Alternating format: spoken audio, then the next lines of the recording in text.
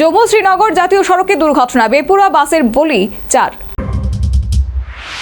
জম্মু শ্রীনগর জাতীয় সড়কে NH-44 মঙ্গলবার সকালে জাখানি চকের কাছে দুর্ঘটনায় বাসের ধাক্কায় মৃত্যু 4 জনের। সূত্রের খবর, একটি বাস দ্রুত গতিতে জম্মু থেকে ডোডার দিকে যাচ্ছিল। সেই সময় দ্রুত গতির কারণে চালক বাসের উপরে নিয়ন্ত্রণ হারান এবং প্রথমে একটি বাইকে ধাক্কা মারেন। এর ফলে বাইকের চালক এবং আরোহী ঘটনাস্থলেই প্রাণ হারান। ওই রাস্তার ধারে দুজন মেকানিক গাড়ি সারাই করছিলেন। গাড়ির চালক তাদেরও ধাক্কা মারেন। সূত্রের খবর, 2 মেকানিকও ঘটনাস্থলেই মারা যান। ইতিমধ্যেই গোটা ঘটনার তদন্ত শুরু করেছে পুলিশ।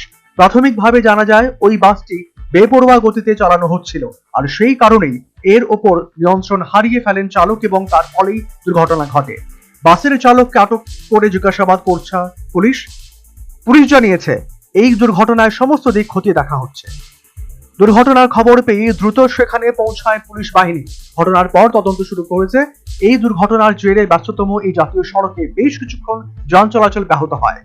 এক্ষেত্রে বাসের যান্ত্রিক ত্রুটি ছিল নাকি চালকের বেপরোয়া গতির কারণে এই বিপর্যয়, তা খতিয়ে দেখছে পুলিশ। অন্যদিকে টোল প্লাজায় দাঁড়িয়েছিল গাড়ি, আচমকা পিছন থেকে সজোরে ধাক্কা মারলো একটি বেপরোয়া ট্রাক।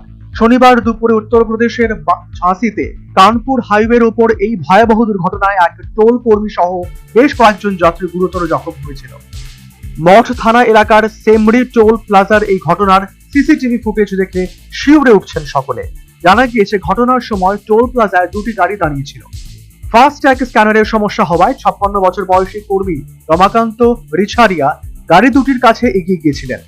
এমন সময় পিছন থেকে ধেয়ে আসা একটি ট্রাক নিয়ন্ত্রণ হারিয়ে গাড়ি দুটি ধাক্কা মারে।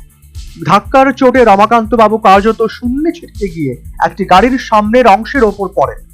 এখানেই শেষ নয়, ঘাতক ট্রাকটি গাড়ি দুটি এবং ওই কর্মীকে প্রায় 50 মিটার পর্যন্ত টেনে নিয়ে যায়।